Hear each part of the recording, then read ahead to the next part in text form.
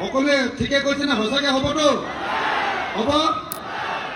পৰম শ্ৰদ্ধাভাজন ৰাইজ, honourable Priyankaji, honourable Jitendra Singhji, honourable Gaurav Gogoiji আৰু অনাৰেবল তামাম লিডাৰ্ছ অফ AICC আৰু APCCৰ নেতৃবৰ্গ, আপোনালোক সকলোকে নমস্কাৰ জনাই মই চমুকৈ কেইটামান ক'ব খুজিছোঁ। এইবাৰ আমি হিমন্ত বিশ্ব শৰ্মাৰ চৰকাৰখনক ব্ৰহ্মপুত্ৰত দলিয়াম বুলি ভাবিছোঁ। ভাল হ'বনে বেয়া হ'ব? ভাল হ'বনে বেয়া হ'ব?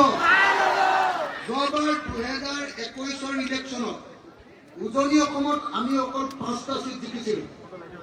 দেৱবৰ্ধা, মই, তিতাবৰ, থাউৰা আৰু মৰিয়নি, আমি বিৰোধী অকল 5টা চিট জিকিছিলোঁ।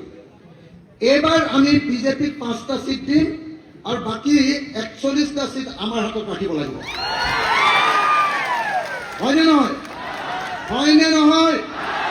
যদি হয় তেতিয়াহ'লে নাজিৰা সমষ্টিত আপোনালোকে এইবাৰ অতি কমেও 15,000 ভোটৰ ব্যৱধানত আমাৰ দেৱবৰ্ধাক জিকাবৰ কাৰণে আপোনালোকে চেষ্টা কৰিব লাগিব। বুজিবনে নাই? জিকিবনে নাই? দেৱবৰ্ধা 15,000 ভোটত, মিনিমাম 15,000 ভোটত জিকিবনে নাই?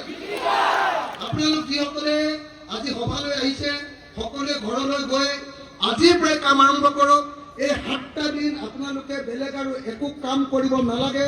7টা দিন কেৱল আৰু কেৱল নিৰ্বাচনী প্ৰচাৰ চলাওক, বুথলৈ যাওক, ঘৰে ঘৰে যাওক আৰু কৈ দিয়ক যে এইবাৰ যদি আমি হিমন্ত বিশ্ব শৰ্মাক যদি এইবাৰ ব্ৰহ্মপুত্ৰত দলিয়াব নোৱাৰোঁ তেতিয়াহ'লে অসমীয়া জাতি জীয়াই থকাটো কেতিয়াও সম্ভৱপৰ নহ'ব। তো এইবাৰ হিমন্ত বিশ্ব শৰ্মাক আমি কিয় খেলিব খুজিছোঁ? বিজেপিক আমি কিয় খেলিব খুজিছোঁ? কাৰণ বিজেপিয়ে আমাৰ সকলোৰে কণ্ঠ ৰোধ কৰি পেলাইছে। হয়নে নহয়? ফেচবুকত কবিতা লিখিলেও জেললৈ যাব লাগেনে নাই? জুবিন দাৰ মৃত্যুৰ ন্যায় বিচাৰিলে NSA লগাইছে নে নাই? NSA হয়নে? National security act. তাৰ অৰ্থটো কি? যে ৰাষ্ট্ৰদ্ৰোহী বুলি কৈছে। কোনটো কথাত কৈছে? যে জুবিন দাৰ ন্যায় লাগে, জাষ্টিছ ফৰ জুবিন গাৰ্গ। এই বুলি কওঁতে তেওঁলোকে কৈছে যে এইজন যিজনে ন্যায় বিচাৰিছে সেইজন হ'ল ৰাষ্ট্ৰদ্ৰোহী আৰু সেইকাৰণে তেওঁলোকক NSA লগাই দিছে। জুবিন দাৰ ন্যায় বিচৰাটো ৰাইজ ৰাষ্ট্ৰদ্ৰোহিতা হ'ব পাৰে নেকি? হ'ব পাৰে নেকি? তাৰমানে তাৰ অৰ্থটো হ'ল যে হিমন্ত বিশ্ব শৰ্মাৰ চৰকাৰে নিজেই জুবিন দাক মাৰিছে আৰু সেইকাৰণে জুবিন দাৰ ন্যায় বিচৰাৰ কাৰণে ন্যায় বিচৰাকাৰীসকলৰ ওপৰত এনেকৈ কেছ দিছে। হয়নে? হয়নে নহয়? আজি অসমৰ যিকোনো এজন মানুহ, আজি আপোনালোকক যেতিয়া আপোনালোকে চৰকাৰে 1250 টকাৰ এটা অৰুণোদয় দিছে, তাকো সকলোৱে পোৱা নাই। পাইছে নেকি সকলোৱে? নাই পোৱা। হয়নে নহয়? মই বিধানসভাত সদায় কৈ আছো, যদি অৰুণোদয় দিব লাগে চাকৰি নথকা প্ৰত্যেকগৰাকী মহিলাক দিব লাগিব অৰুণোদয়। লাগেনে নাই? আৰু অৰুণোদয় 1250 টকা নহয়, 3,000 টকাৰ ব্যৱস্থা কৰিব লাগিব। হয়নে নহয়? মই লগতে এইটো কৈ গৈছো যে এইবাৰ আমি যদি বিৰোধী চৰকাৰ গঠন কৰোঁ, অৰুণোদয় সকলো মহিলাক দিয়া হ'ব আৰু 3,000 টকাকৈ দিয়া হ'ব। মই আপোনালোকক এই কথাটো কৈ যাব খুজিছো। আপোনালোকে যিসকলে অৰুণোদয় পায়, আজি বিজেপি চৰকাৰে কি কৰিছে?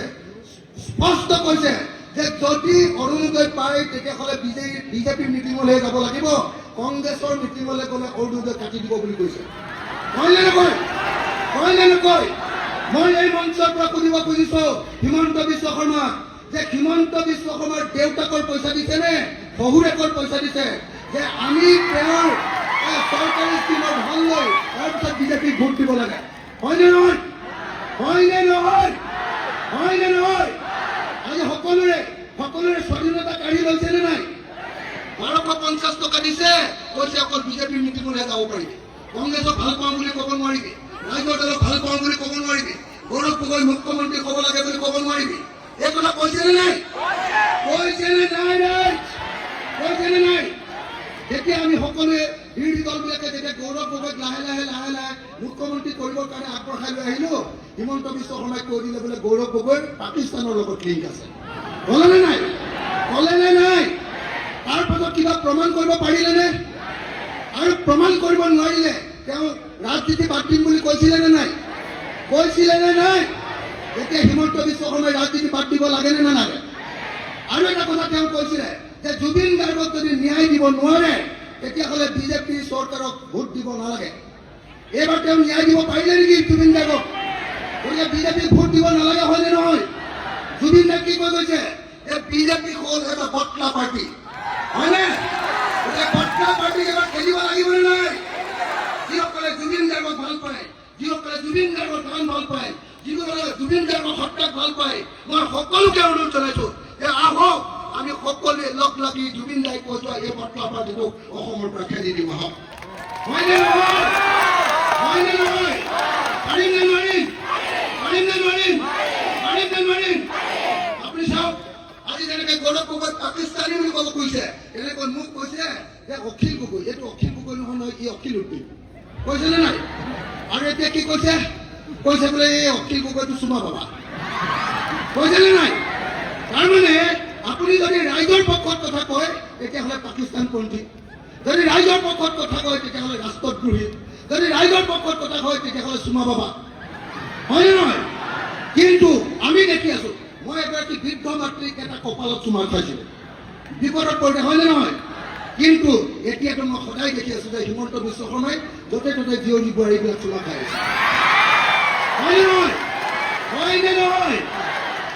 ৰাইজ, মই আপোনালোকক স্পষ্টকে ক'ব খুজিছো, এইবাৰ হিমন্ত বিশ্ব শৰ্মাক খেদিব লাগিব, কাৰণ হিমন্ত বিশ্ব শৰ্মাই আমাৰ দেশৰ সকলো গণতন্ত্ৰ ধ্বংস কৰি দিলে, আমাৰ দেশৰ সম্পূৰ্ণৰূপে কণ্ঠ ৰুদ্ধ কৰি দিলে, মাত পাতিব নোৱাৰা কৰি দিলে। গতিকে কণ্ঠ ৰুদ্ধ কৰা বিজেপি চৰকাৰক এইবাৰ ব্ৰহ্মপুত্ৰত দলিয়াবৰ কাৰণে মই সকলোকে সাজু হ'বৰ কাৰণে আহ্বান জনাইছো। এটা গেছ চিলিণ্ডাৰৰ দাম 414 টকা থাকোঁতে কৈছিলে বিজেপিয়ে যে কংগ্ৰেছে দেশখন খালে, কাৰণ কংগ্ৰেছৰ দিনত 414 টকা গেছ চিলিণ্ডাৰ দাম হ'ল। তাৰপিছত ভাইৰ বেহেনো আহিলে, ভাইৰ আৰু বেহেনো আহি কি ক'লে, 414 টকাৰ গেছ চিলিণ্ডাৰ দাম 1152 টকা কৰি দিলে নে নাই? দিলে নে নাই? তেওঁ কৈছিলে যে মেহেংগায়ে হটায়েংগে, কৈছিলে নে নাই? মূল্য বৃদ্ধি কমাম বুলি কৈছিলে। 414 টকাটো 1152 টকা কৰিলে, অৰ্থাৎ 750 টকা দাম বঢ়াই দিলে, হয়নে নহয়? গতিকে ইমান বস্তুৰ দাম বঢ়োৱাত এই চৰকাৰে কোনো কামি গাড়ীৰ পৰা খেদিব লাগে নে নাই? লাগে নে নাই? সকলো ব্যৱসায় বাণিজ্য ধ্বংস কৰি দিলে। আপোনালোকে যিকোনো দোকানলৈ যাওক, দোকানলৈ গ'লে মানুহক কয়, মানুহে দোকানীজনে কয় যে বজাৰ বেয়া, বিজেপি অহাৰ পৰা চবৰে বজাৰ বেয়া। কেলে বজাৰ বেয়া? তাৰ কাৰণটো হ'ল নৰেন্দ্ৰ মোদীয়ে ইতিমধ্যে ভাৰতবৰ্ষৰ গোটেই খুচুৰা বজাৰখন বিদেশী কোম্পানীক দি দিলে, আমাজন, ফ্লিপকাৰ্ট এইবিলাকক দি দিলে। এতিয়া অনলাইনত গোটেই বিজনেছ হয়, আৰু আমাজনৰ পৰা যেতিয়া আমি এটা চাৰ্ট কিনো তেতিয়া অসমীয়া মানুহে অকল 20 টকাহে ডেলিভাৰী চাৰ্জ পায়, আমাৰ ডেলিভাৰী বয়টোৱে, বাকী গোটেই টকা আমেৰিকালৈ গুচি যায়। ফ্লিপকাৰ্টৰ পৰা কিনিলে গোটেই টকা চীনলৈ গুচি যায়। গতিকে এনেকৈ আমাৰ গোটেই বজাৰখন বিজেপিয়ে কমপ্লিটলি কলৈ থলে, সম্পূৰ্ণৰূপে অনলাইন বিজনেছক দি দিলে, ডাঙৰ কোম্পানীক দি দিলে, আৰু সেইকাৰণে এতিয়া আমাৰ সকলো বস্তুৰ দাম বাঢ়িছে। দাম বাঢ়িছে, কোম্পানীবিলাকৰ দাদাগিৰি বাঢ়িছে, সকলো ব্যৱসায় তেওঁলোকৰ হাতলৈ গুচি গৈছে, আৰু সেইকাৰণে ব্যৱসায় ভাল কৰিবৰ কাৰণে, বস্তুৰ দাম কমাবৰ কাৰণে, আৰু গণতন্ত্ৰ ৰক্ষা কৰিবৰ কাৰণে আহক আমি সকলোৱে মিলি এইবাৰ আমি বিজেপিক ব্ৰহ্মপুত্ৰত দলিয়াই দিওঁ। দিবনে নাই? যদি দিয়ে সঁচাকে দিবনে? যদি দিয়ে সকলোৱে এবাৰ জয় এখন কৈ মই বক্তব্য সামৰণি মাৰিব খুজিছো। জয় এখন, ভালকে ভালকে একেলগে শুনি লওক। জয় এখন, জয় এখন, বিজেপি মুৰ্দাবাদ, ফেসি শক্তি নিভাত যাও, ফেসি শক্তি নিভাত যাও, ইনকাব জিন্দাবাদ, বিরোধী মিত্ররা জিন্দাবাদ, বিরোধী মিত্ররা জিন্দাবাদ, প্রিয়ঙ্কা গান্ধী জিন্দাবাদ, গৌরব গগৈ জিন্দাবাদ, জিতেন্দ্র সিং জিন্দাবাদ, রাহুল গান্ধী জিন্দাবাদ, রাজা দল জিন্দাবাদ, জাতীয় পরিষদ জিন্দাবাদ।